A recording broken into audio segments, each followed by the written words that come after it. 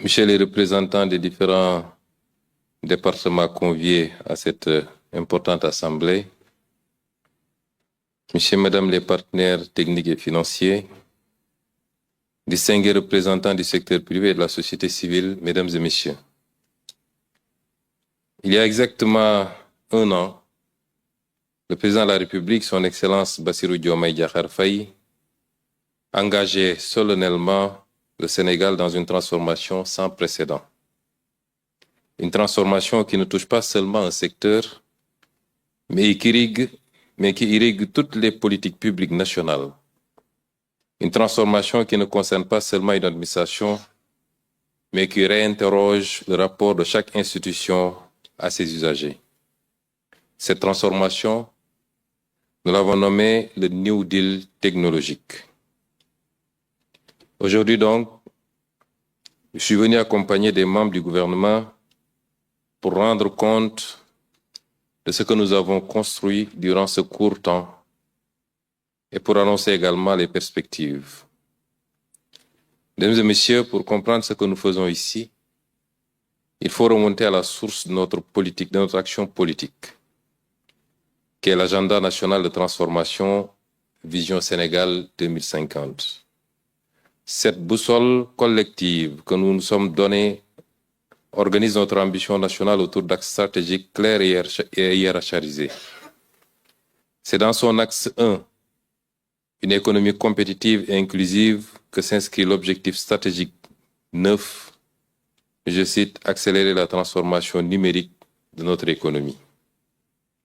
Ce libellé mérite qu'on s'y arrête. Il ne dit pas développer. On n'a pas parlé de développer la transformation ou le numérique de notre économie. On a parlé de transformer. On n'a parlé ni de développer, ni de moderniser nos outils. Transformation, un mot qui implique une rupture profonde, irréversible, des structures, des habitudes, des modes de fonctionnement. Le New Deal technologique est la traduction opérationnelle de cette révolution, construit autour de 12 programmes prioritaires, mobilisant un portefeuille d'investissement de près de 1100 milliards de francs CFA sur la période 2025-2034. Il est l'expression ferme d'une volonté politique qui se donne les moyens de ses ambitions. Mais l'ambition sans cohérence ne produit que du désordre. L'investissement sans harmonisation produit du gaspillage et l'innovation sans coordination produit de la fragmentation. C'est précisément contre ces trois risques que notre stratégie numérique a été construite. Mesdames et messieurs, la première décision structurante que nous avons prise en mars 2025, c'est-à-dire immédiatement après le lancement du New Deal technologique, cette première décision n'est ni une application, comme on nous a présenté tout à l'heure, ni une infrastructure numérique, mais plutôt un décret d'organisation, celui instituant un comité de gouvernance du numérique, le GOVNUM. Pourquoi commencer par là? Parce que la transformation numérique d'un État est, avant tout, un défi de gouvernance. Qui décide, qui coordonne, qui priorise, qui arbitre? Sans réponse claire à ces questions, chaque ministère avance dans sa direction. Chaque agence développe sa propre solution. Chaque administration construit ses propres silos. Et au bout du compte, c'est le trésor public qui paie la facture de cette incohérence, en temps perdu, en procédures répétées, en services inaccessibles. GOVNUM pose les règles du jeu. Sa mission principale est d'assurer la gouvernance stratégique des projets numériques de l'État en veillant à leur cohérence d'élaboration, à leur priorisation et à leur coordination afin de contribuer efficacement à la transformation digitale de l'État. Je voudrais ici insister sur la portée politique de ce dispositif. GOVNUM, comme quelqu'un l'a rappelé tout à l'heure, n'est pas une commission technique de plus. Sa présidence par la primature adresse un signal fort à l'ensemble du gouvernement que la cohérence numérique de l'État est une priorité qui se pilote au plus haut niveau de l'exécutif. Ensuite, le Conseil national du numérique, installé en octobre 2025, entre la nécessité d'accélérer la transformation digitale et l'obligation de garantir souveraineté, inclusion et sécurité, le Conseil national du numérique joue un rôle essentiel en ses qualités de veille et de conseil, notamment dans l'anticipation des enjeux digitaux et la promotion de l'innovation. Ce cadre stratégique de concertation que je préside moi-même apporte une aide éclairée aux décisions gouvernementales sur la transformation technologique et représente ainsi un levier essentiel vers une économie numérique prospère et durable. Sous le secrétariat du ministère de la Communication, des Télécommunications et du Numérique, il est composé de 20 membres, d'une éminence certaine et reconnue, parmi lesquels d'ailleurs le modérateur tout à l'heure du panel, d'une éminence certaine et reconnue dans l'écosystème numérique, qui répondent à l'appel à chaque fois que de besoin, et je voudrais le dire ici de manière bénévole, et qui peuvent également s'autosaisir afin de formuler des recommandations sur des sujets qu'ils estiment structurants et à fort impact pour l'État et l'économie numérique. Je les remercie pour leur engagement et pour la qualité de leur contribution.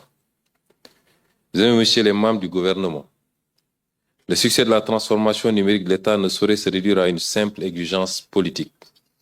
Elle doit s'accommoder d'une volonté générale à agir de concert selon une stratégie globale bien définie que toutes les parties prenantes s'engagent à respecter.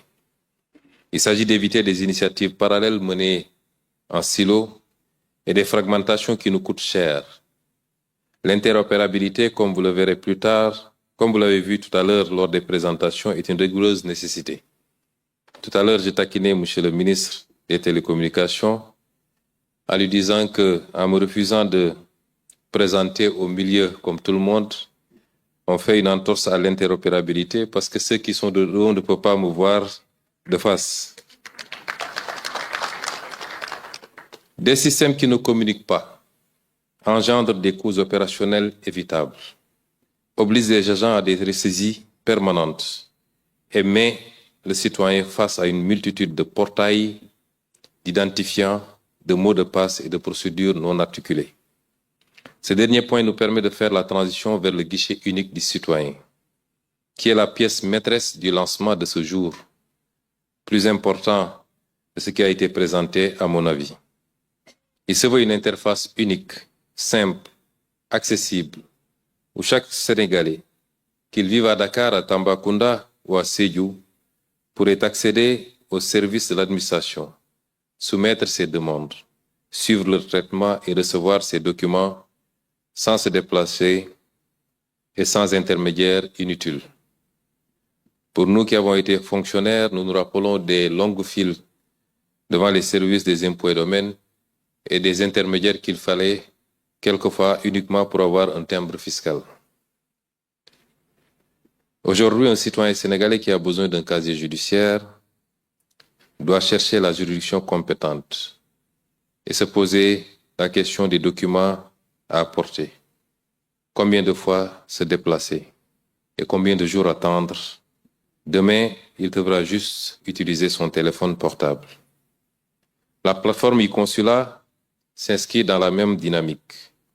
Unique, sécurisée, multilingue, elle permettra à nos compatriotes de la diaspora de réaliser l'ensemble de leurs démarches consulaires en ligne et ainsi se passer des longs rendez-vous souvent incertains et coûteux.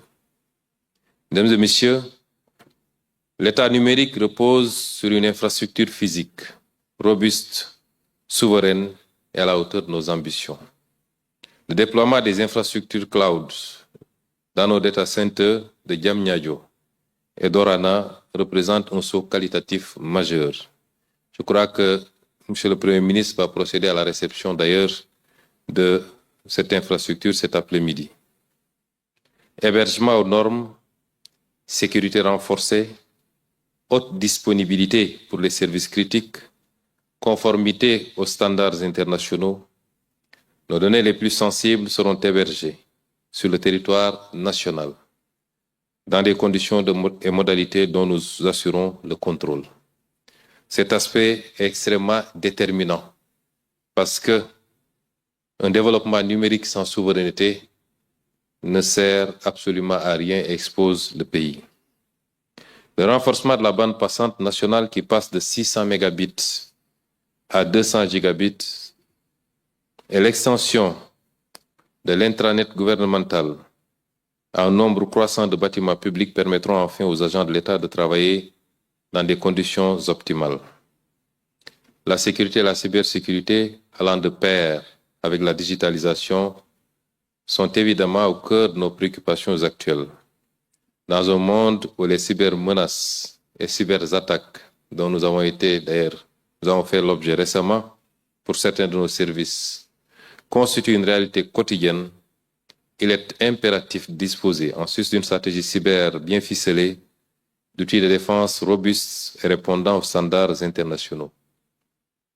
Dans un autre registre, aucune révolution numérique ne peut être tenue pour aboutir si elle laisse une partie des citoyens en marge. Par conséquent, nous lançons le projet de connectivité universelle pour les zones blanches, avec l'ambition de connecter gratuitement à Internet plus d'1 million de nos citoyens, 1 million de nos compatriotes qui veulent accéder à la sphère numérique. Ce chiffre doit résonner dans tous les esprits. Il nous rappelle que nos investissements ne sont pas faits uniquement en faveur des capitales et des centres urbains, mais une large place de la nouvelle stratégie numérique est accordée à nos populations vivant dans les zones les plus enclavées. C'est une question de souveraineté également, de présence de l'État. Jusqu'au mois où je parle, dans certaines zones particulièrement transfrontalières, il est plus facile de capter les réseaux de pays voisins que les réseaux nationaux. Nous avons également lancé le Startup Act et sa plateforme de labellisation qui ont fait l'objet tout à l'heure de présentation. Et le Sénégal dispose d'une jeunesse extrêmement créative. La présentatrice le rappelait, notre première matière première, ce n'est ni le gaz, ni le pétrole, ni le phosphate, mais bien cette jeunesse qui ne demande qu'à être encadrée, à être formée et à être employée. Cette jeunesse d'un talent technologique reconnu, au-delà de nos frontières. Ces jeunes entrepreneurs méritent un cadre juridique qui les protège, un écosystème qui les nourrit et un État qui parie sur eux avec conviction.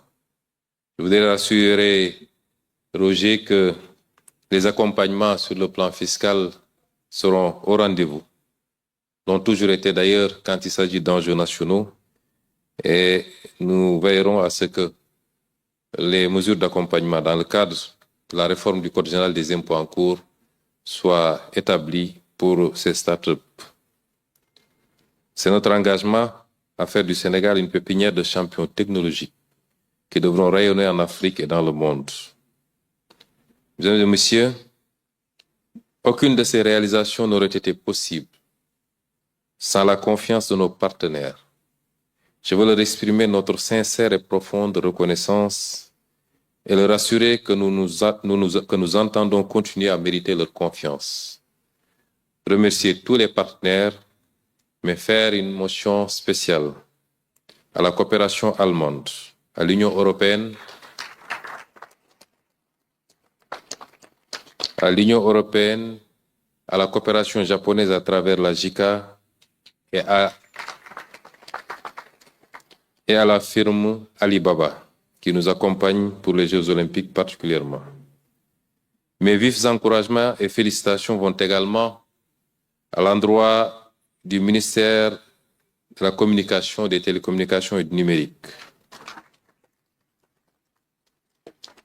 Le ministre Alioune Sall et l'ensemble de ses collaborateurs pour leur sens de l'initiative, leur capacité à innover et leur détermination sans faille, chevillés aux objectifs du New Deal technologique dont ils sont les maîtres d'œuvre émérites.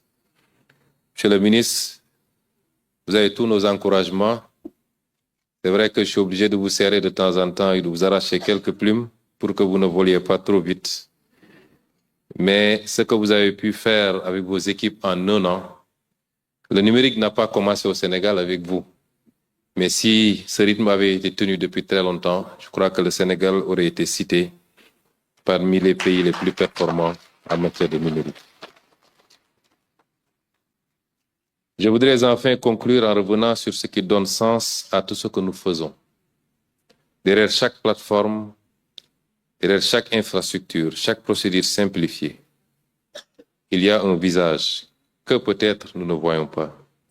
Celui du jeune diplômé de Malem Hodar qui cherche du travail et qui peut enfin accéder au service de l'ANPEJ depuis son téléphone. Celui de la femme de Podor qui bénéficie de la protection sociale parce que nos systèmes sont désormais capables d'identifier sans qu'elle ait à prouver ce que l'État sait déjà. Celui de l'entrepreneur de Saint-Louis, dont le start-up labellisé accède à des marchés qui lui étaient fermés. Celui du Sénégalais de Lyon ou de Washington qui renouvelle ses documents consulaires sans poser un jour de congé. C'est pour ces citoyens que nous réformons. Ils attendent un État cohérent, un État dont les administrations se parlent, un État dont les services se retrouvent au même endroit, un État qui ne leur demande pas 2 fois les mêmes informations, a fortiori plus de 2 fois. Cette cohérence est notre responsabilité collective. Elle ne peut être déléguée au seul ministère du numérique. Elle doit être portée par chaque membre de ce gouvernement, dans chaque décision d'investissement, dans chaque choix technologique, dans chaque projet de digitalisation sectorielle. J'y veillerai personnellement avec la plus grande vigilance. Le New Deal technologique n'est pas un programme, c'est un engagement. C'est un ensemble, et c'est ensemble que nous allons le tenir pour un Sénégal numérique, souverain et inclusif. Je vous remercie de votre attention.